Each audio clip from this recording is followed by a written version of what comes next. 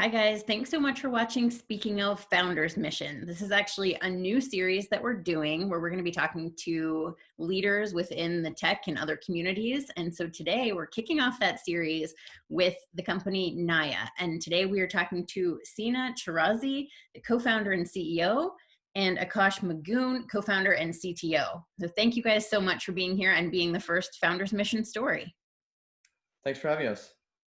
Thanks for having us, Stephanie. And so you guys co-founded Nayya about a year ago.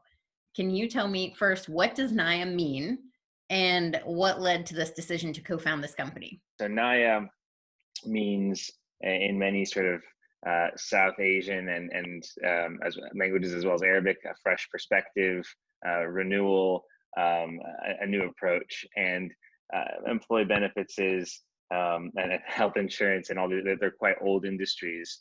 And while there has been a certain degree of innovation within them, we feel like in some ways the consumer has been left behind. And so we came to the name of Nayya as to be a sort of new, fresh perspective and approach to how we want to transform and innovate within this industry. And that's also much of the reason why we decided to start the company.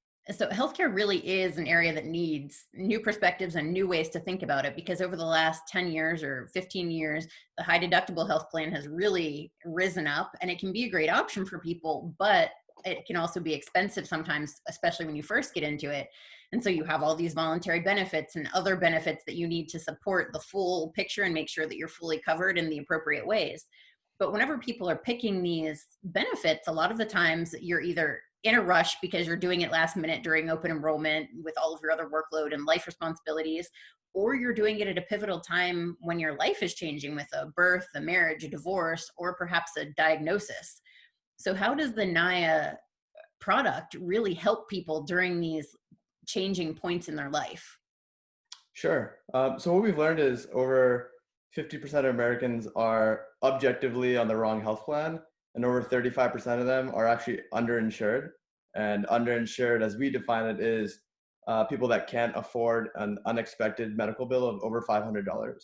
And what we've learned is most people aren't insurance experts, and the industry hasn't really given us as consumers the transparency to understand what are the different health plans, what are the pros and cons, when should I select one over the other, which one has the best network of doctors near me. And fundamentally, we see that as a huge data science challenge. Mm-hmm. If you think about the internet companies like Netflix or Amazon, they're able to deliver these curated experiences because they're able to track you across their various websites through cookies. So the fact that Stephanie went to California last week and also watched this movie and bought this new dress, the types of recommendations that those products are able to make are quite built on top of data science. You can't really do that in health insurance because there's so much messy data. And what we aim to do is understand people that come to our platform, learn a bit about them, both online and offline, and then curate what we think might be the best health plans for them. So whether you're a 28-year-old accountant that just graduated from school living in New York City, or you're a 45-year-old with 3 children and a spouse, the types of products you need are very different. And our aim is to segment you, understand you, and curate those plans that might be best for the expected medical events of the year and the anomalous ones too. Nayya uses 3.5 billion data points to find these different micropopulations of people who may not be served in one way or another. So it's really looking at their specific lifestyle, whether it's, a middle-aged person who might be an avid tennis player and saying, oh my gosh, people who have these types of hobbies or these, life interests or activities may see these types of conditions or often end up needing these types of specialists. And so you guys have the ability through your incredible data network to be able to go in and pinpoint what people may need, whether they know it's coming or not. And that really seems like such a cool opportunity for people to have. This is an industry where so much is just generated and provided and priced and scored based on age and gender and maybe income, and like that's it. Meanwhile, these internet companies and everybody else who's using all this data about you are micro curating every piece, every frame, everything that you see. These are real world decisions that have a major impact on people. And as we take information about geospatially, where are you located, right? What's going on in that zip code, that neighborhood? From a psychographic perspective, what are the kinds of things that you're interested in? If someone owns a pet, what does that mean from a nurturing perspective, and what other things do they sort of do and organize with their lives, right? And from a demographic perspective, of course, and from an online activity perspective and an affinity perspective, you bring all this together, and in order to say people like you, people who look alike to you, often should or would select these products based on the different interests and the life choices and the lifestyle that you live. The hardest thing actually isn't cleaning the data at scale, which is pretty difficult, but it's using it all and then providing the consumer, the employee, like a very simple experience. Despite everything that's going on under the hood, here's something that you can understand and pick up quickly, because frankly speaking, 99.999% of people don't want to be thinking about these decisions, right? They just want to have the confidence and the clarity that they're doing what's best for them. And so taking all of that complex work and delivering a simple, clear consumer experience is really important to us too. I love that. I love that you guys consider yourself like a TurboTax for benefits, really just streamlining it. You have a tool that people use when they're on their website called Edison that helps them using AI and machine learning and all the things that you said, using those data points to help them find the resources that they need and the best plans that they need. And Nayya, you consider to be a financial wellness company. It really is a financial decision with huge financial impacts if you're not in the right plan. And it's, tell me if this is your experience, but I think a lot of people, particularly maybe people who aren't as comfortable with technology or financial risk, are nervous to try some of these other plans because they think it's something I don't need. It's more money I'm spending. Whereas they may not realize that a traditional plan, a PPO, an old PPO, a lot of times is more expensive for their family and isn't going to appropriately cover them. It's so neat how Nayya could really help them change the way that they're thinking about that. Is that something that you see, how people just can shift their thinking after they're using your tools and visiting your site? Absolutely. One of the things that Sina and I talk about all the time is your healthcare and your benefit decisions are usually amongst the top three most highest impact financial decisions you make each year. It starts with your job. The second is maybe like a new house or a car that you purchase. And third is usually your healthcare and benefit decisions. And the biggest reason people have fear towards maybe changing plans or selecting plans is they don't really know in the past year how has this plan affected them financially and what the opportunity cost was of selecting perhaps another plan. One of the things that we do is we've actually partnered with over 95% of the insurance companies in the country, the major medical ones. And so when somebody comes to our platform for the first time, they tell us a bit of a quick background about themselves. We're able to actually tie into their insurance company right now and understand how much have they used towards their deductible, how much have they used towards the out-of-pocket max. And if somebody is actually overpaying, actually oftentimes we actually tell people to go to the more cost-effective plan because they're actually overpaying. Most people are overpaying because if they're relatively wealthy, they don't want to think about their benefits decision. They'll actually purchase a more expensive plan. Like, why not? And so oftentimes, like, one of the biggest challenges we face is as like data scientists is explainability. When we make recommendations, how do we explain it back to the user? If you, not to over-index on the Netflix example, but if you went to Netflix, you've watched Mean Girls before. Netflix will say, because you watch Mean Girls, here's what other people who watch the show also watched. It's very hard for us to say, hey, you should sign up for this plan because it has a great cancer coverage because we think that people like you might get cancer. That's a very weird thing to explain, especially for Edison, who is our AI and data layer. And so in addition to linking the data, in addition to cleaning it and using it for our recommendations, explaining why we make a recommendation is often harder than anything else. It's our goal to help people make those decisions, but also influence the way that they think about their care. Nobody's really focusing on the consumer.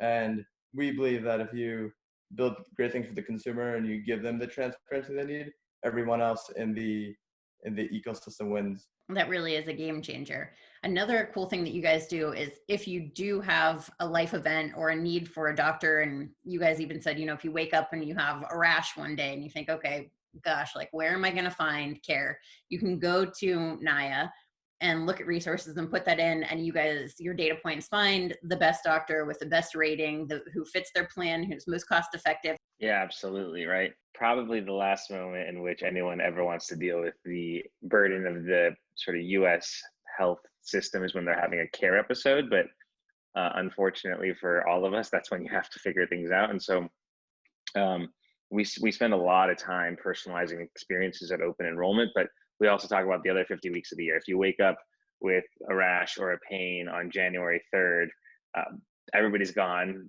The parade is over, but you're still here trying to take care of yourself, right? So Nayya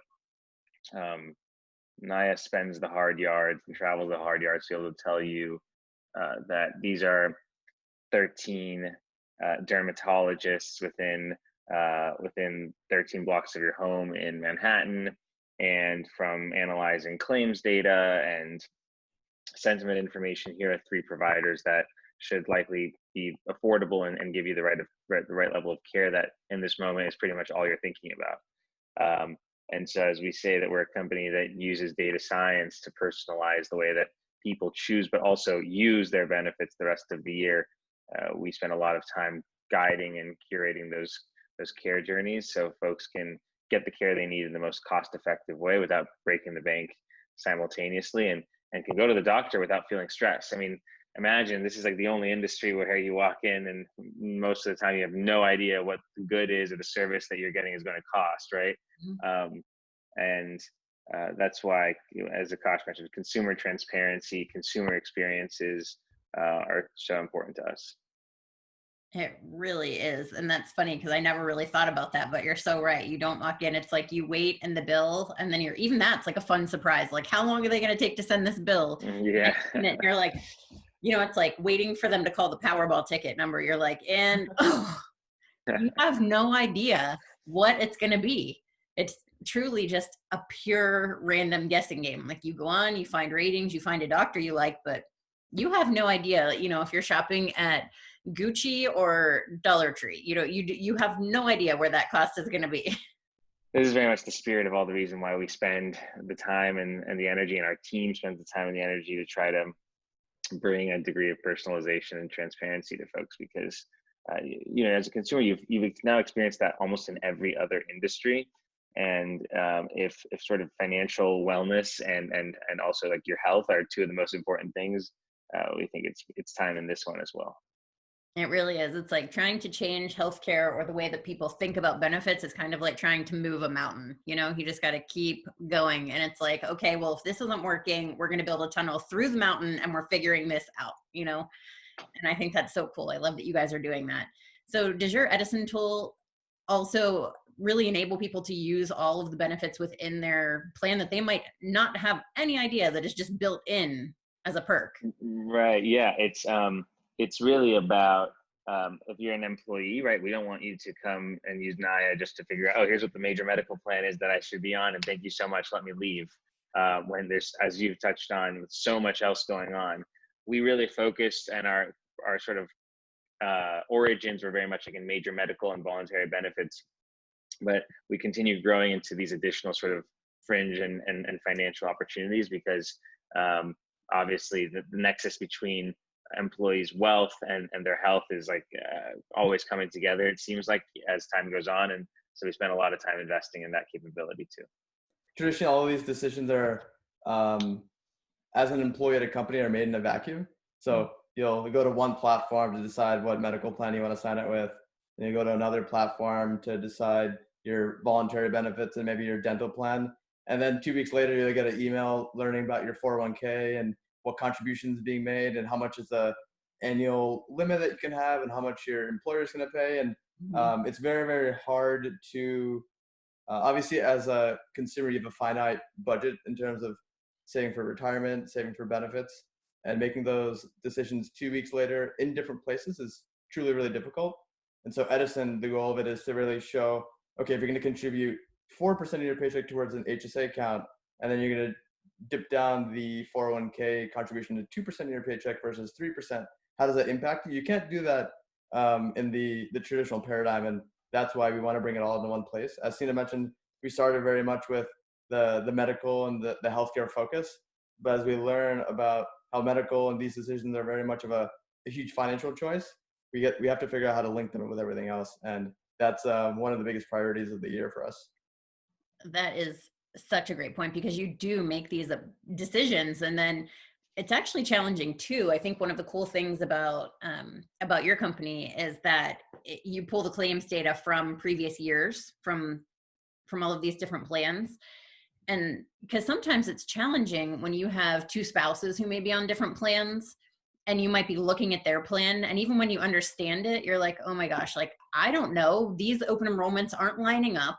You're locked in for a year once you pick, and it's hard to compare them against each other. But when you have a tool like yours, you're going to those decisions with data about how you truly used your plan and what you need and the suggestions that you provide. And that is so amazing. Bringing it all together, unifying it. That's something that's been very important to Akash and one of you, and to myself and to the rest of the company, so that you're getting all the max amount of value from one place. And once they understand it, once folks actually do understand, that's the crazy thing, what this policy is going to do for them.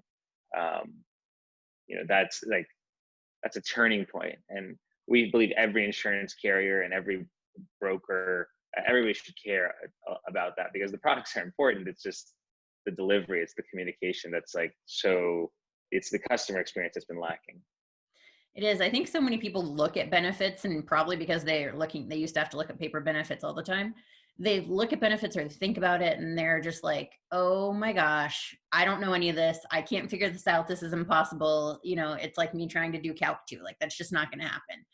But it's not really. Like, once you understand it and somebody can provide the information in an understandable way, it starts to make sense. And then you feel so empowered. We're good. We have this umbrella. We're protected. Do you have that experience that people just tell you once they go through and really now understand what they need, that they feel so much better? Absolutely. One of our favorite days are the days that Nayya and Edison's introduced into a new open enrollment, and the level of feedback we get is quite inspiring. It's one that we're learning a lot with each open enrollment, because we get that feedback, but it's great to hear the success stories as well. One of the things you talked about is when you introduce spouses into the picture and children into the picture. And now, as you may know, because of the American Healthcare Act, children up to 26 can be on their parents' plan. And oftentimes when parents are going through their open enrollment, they'll select 2 children at the end of the flow, saying like, oh, I have 2 children that are part of my plan. But none of the decision-making process factored any of their children into the picture. And it's those sort of decisions that make people fearful, make people frustrated and confused. And it's almost equal parts, again, we mentioned this before, equal parts data science and equal parts user experience. But seeing that smile on people's faces now, unfortunately, virtually, after they go through the open enrollment and they actually enjoyed it, is one that really inspires us to get up in the morning. It's so great that you guys do that. So with that, I would love to switch gears and learn more about you as people. You're both young guys. Healthcare is, not necessarily a young game traditionally. What in the world made you two think, okay, I'm going to go change the way that this industry works? When Sina and I first met, which was at a previous employer of ours called Enigma Technologies, one of the things that we quickly learned as friends is we shared the same passion for building great products within healthcare and insurance, and also being entrepreneurs, being able to see that journey come through and build something impactful for millions of Americans. Something we quickly realized through talking to a lot of people and understanding the whole benefits ecosystem is nobody's really focusing on the end consumer. It's interesting today, with myself, I come from very much, I think, a passion for data, financial technology, insurtech, and Akash comes from a lot of data and digital health technology, and so Nayya really sits right in between as kind of this financial wellness with respect to how you manage your wealth and your health, because we really sort of gravitated to that that corner of the world, which is actually not a corner. It's like it's a massive sort of $1 trillion opportunity. And now today, much of our team too comes from this sort of unique mix of data and financial services and healthcare, all brought into one. And I think there's like a very unifying passion for people who come from that world or are excited about that world and want to drive it, make a difference for people. You both seem like you have a passion to help. Where did those passions develop? What were you like as kids? Were you out there, picking the kids up off the playground when they fell? What were you like when you were little? Has this always been a fascination to help people, to find the most logical way to do things or help people make decisions? I can say on my side, I always think I can do better. There's so much need out there in the world, and from a sort of upbringing perspective, I was very much raised with the notion of like, for those who have been given, in my opinion, a lot, right? How do you actually put that, and much is expected of you, right? And so you have to actually fulfill that and be able to give back in some capacity in order to, that's more like a duty and something that as from duty has become passion. We're constantly trying to find ways to do very well as a company from a profitability perspective while also doing good.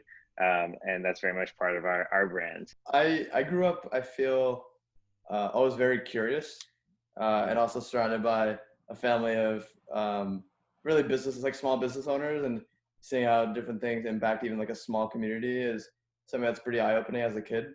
But growing up wanting to be a doctor and then quickly learning that it wasn't for me, but there's this other world where in data and in software, you can bring that same level of impact to those types of people. As a business, we're able to bring that level of altruism and really drive decisions for millions of people, but also having like a pretty significant commercial opportunity. And if you're able to marry both of those, it's one that you're able to do without really thinking twice in terms of just both being a business owner and being somebody that has altruistic missions.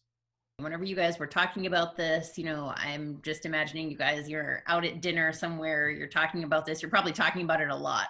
What were those first formings of Nayya in your head? And then, how did that build as you got closer? Early on, we the one sort of common denominator was we wanted to use data to improve experiences for people. And so even when we said, well, we were figuring out, oh, do we do that at the broker level? Do we do that at the insurance company level? Do we do that at the employer level? Do we do that direct to consumer? And then we actually kind of learned you do that all across the board, right? And that was itself a journey of across those dinners and figuring things out. And when we took the plunge, it's been, I think, probably, I can say at least on my side, working with Akash and the team and our investors has been like the greatest experience professionally of my life. So that's been awesome. What is the feeling of like, whoa, we are co-founders of this company that's going to change how people think about this major industry? Is that just kind of mind-blowing that you guys, you were thinking you were going to be a doctor, you thought you were going to be an attorney, and you both ended up, now you're co-founders of a company together. What is that like? Yeah, in my view, like being a co-founder or on my side, like a CEO, doesn't really, mean anything, doesn't carry any weight on its own, to me personally, right? It's all about like what you do with the opportunity and how you execute on it, right? Like it's also going to make great impact on the world. And so that's like something that with how, late into the night and early into the morning, and teams and people who have dedicated their careers and their lives, right? Like very focused on the execution. And I think, sometimes you're right. You get to sort of sit back and say, well, this is amazing. But in full honesty, like 99% of the time, it's like, how do we execute better? How do we execute better? How do we execute better? We hold a really high bar for ourselves. And so we have a hard time, at least me, and I think I can speak for Sina too, we have a hard time being like content with the progress we've made. We very much treat every day as day one and don't really look back, only look forward. And so there's like a goal that we wanted to reach, and until we hit that goal, until we continue driving forward. I don't know that whether we're necessarily going to pat ourselves in the back, though we know we're setting down all the right steps to get to where we want to be. So it's an ongoing journey, and forever forward too. How important is it to you whenever you're hiring people to make sure that they're all in on this mission, and what type of a culture are you trying to build for Nayya? One of the interviews that all of our candidates go through are a culture fit interview, and really us deep diving into their experiences, their background, what really ignites them. And that one interviewer has the ability to say no on a candidate. And even if everyone loves them, they could be the best data scientist in the world. They could be the best commercial person in the world. If they don't meet the culture bar, they're not joining our team. That's like very much the first priority for us when we're bringing on new people. Culturally, we look for these sorts of things with people who demonstrate the moxie to run at hard problems just because they're hard, the generosity to work with each other, and the humility to be able to make space for everybody to be successful. And those things are very important to us. Are those your core values? Because if they're not, they need to be your core values. Well, perfect. Our core values are kind of a work in progress, but I feel like even if we don't always label them as such, like everything that Akash and I are looking for in people is some derivative of those things. What kind of legacy do you want to leave personally? For me, it's sort of like a commitment to excellence, right? Like I'm definitely, I make more mistakes than probably the next guy, and so there's no fear of mistakes and infallibility, but I think like just generally like a commitment to excellence and just being the best at everything that you can be, or striving for that, is like really the thing that over the course of like a lifetime is like I think most fulfilling. So one of the things outside of like the company and the company vision that is really important to me as really like a young leader now, and hopefully grow into a leader of a bigger company, is how do you create a team of people that are empowered to do everything that they want to do. If you think about a company as just really a group of people, and you think about leaders as maybe the head coach of that basketball team, that team of people, how do you create an environment where each person has their own position? How do they perform their position the best, while also getting the opportunity to do everything else that they love? Where are you guys going to be in 5 years? In 5 years, as a company, hopefully like a public company at that point, building something impactful for not only millions of Americans, but tens of millions of Americans, building a company of hundreds of people, being back in New York City, hopefully. Looking forward 5 years is obviously really hard, but those are some of the moonshot goals for us. I really enjoyed talking to you and hearing about your stories, learning about you guys and all the ways that Nayya is going to change the world. So thank you so much for being on here. I really appreciate it. Of course. Thank you for having us. And thanks everybody for watching Speaking of Founders Mission. Bye. Thanks, Stephanie. Bye.